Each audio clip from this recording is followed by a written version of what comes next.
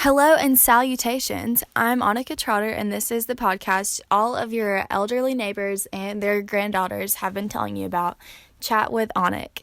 In an ongoing project that I'm working on, I've been talking to anyone and everyone that will listen about a concept that is almost impossible to narrow down simply, yet is one short word: kindness. In today's society, our vision is often blurred by worldly things, and I think that we find little spare time to account for what's going on the inside. In an effort to answer the overarching question I have of why people are kind, I decided to tackle the most raw form of kindness that I could lay hands on in a non-creepy way: kindergarten students. They can form sentences, and they've barely been influenced by the evils of the world. So in this podcast, I have a series of interviews where I begin by asking the kids if they know what kindness is, if it's important at all, and what it means to them.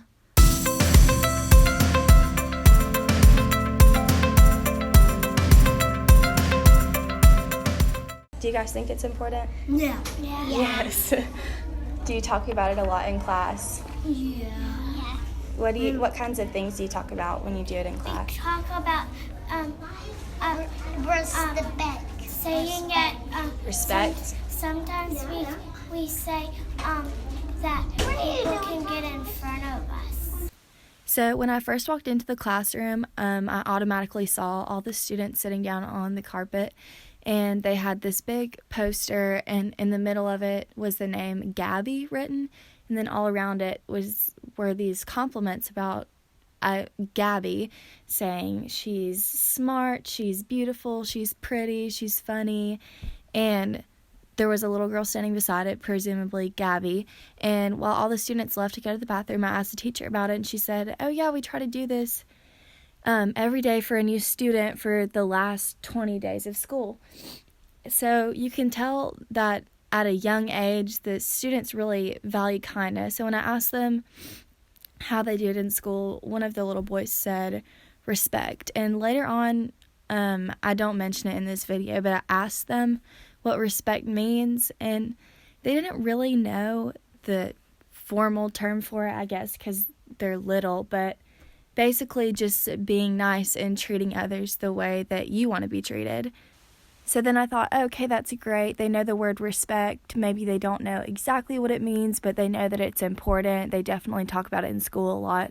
So I asked them for a few examples of how they can show it to other people. How do you try to show other people that you're kind? I know that you said getting in line because you're all going to the same place, but what are some other ways?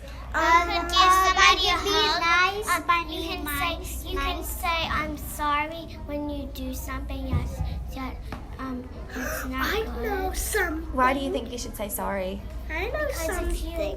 Because it's nice to say, and people will feel better if you Whoa, say that. They'll feel better. I know something. What is it? If someone's sad, you could be nice to them and say it's okay. So what you can gain from the first part of this is that although kindness isn't really a black and white subject so much when you get older and you start studying it like this, but to these kids it definitely is something that's like, if somebody's sad, you make them feel better, and you should, because that's just the right thing to do. So it could have to do with how they were raised, but I talked to a lot of different kids and all of them said pretty much the same thing. So it's definitely a big factor. School is definitely a big factor in how they behave and how they just think that it's simple, like you're just supposed to be kind to everyone.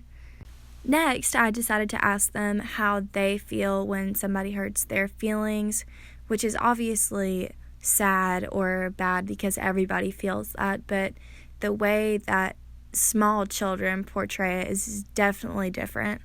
I feel sad.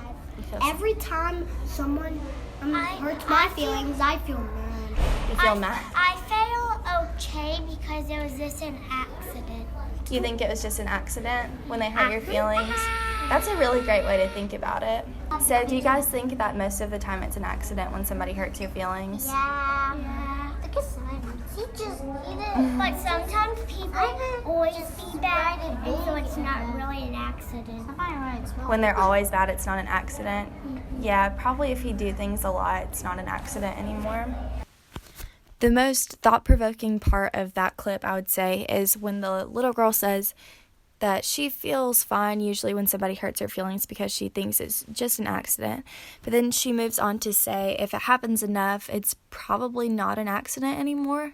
I'd say her parents probably taught her that, try to think of things as an accident. Definitely school when they're little like that. But it's also really interesting to think of where that sort of stops. So when does it change from it was probably just an accident to paying for your consequences?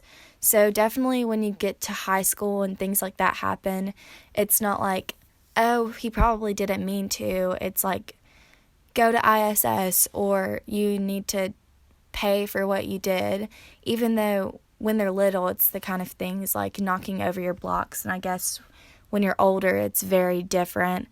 But it's definitely neat to consider that it changes from just like trying to understand one another, and then when you're older, to just drawing like the harsh line, no, this is what happened.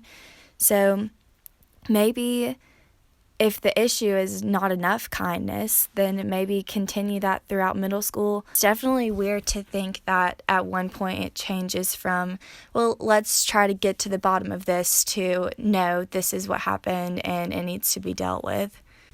But then again, for kids, we are still in that first stage, which is why they give the most pure answers on the planet like these. So, what do you guys think other people should do to spread kindness everywhere? To respect and be kindful and be smart. What do you think that respect means? Do you know? Respect means that if you hurt someone, that means is not okay. It's not okay. And what do you have to do to fix it? Be nice. Be nice. Not just apologize, but also do it. Yeah. So you can definitely tell that a lot of the reason behind being kind has a lot to do with how the kids feel. And I guess when you're little, kindergarten classrooms are like little happy farms where everybody just wants to live in harmony, and that is the best way to live, but we all know that the real world isn't like that. But if we start it at a young age, then maybe there's a better chance of it staying like that, but definitely needs to continue after the little kids grow up, because it's just not surfacing in the real world as much as it should. But again, the reason I chose to talk to them is because they're still affected by the culture that we have now. And the only real form of kindness is just completely raw, all feelings out there. And obviously, the kids have no qualms about saying what they really think. And I think this is as close as I could get.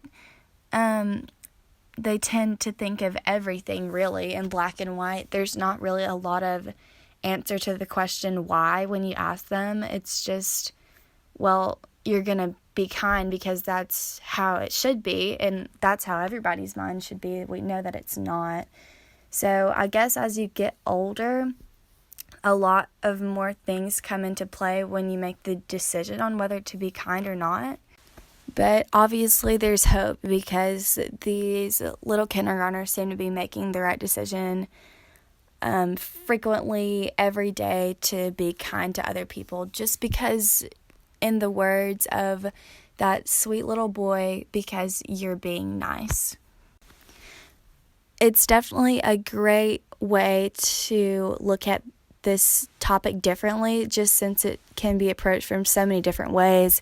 There's no real concrete answer to the question of why are people good? Everybody has their beliefs, but definitely looking through the lens of a child can open different doors for you, because nobody looks at somebody that's a lot younger than them and thinks, oh, I have something to learn from them. But it's evident that we do, even if we get a little bit off topic sometimes. I used to have a pet before I was born, but but then she died, and also I had 2 kittens, but I don't know where they went. Oh, okay.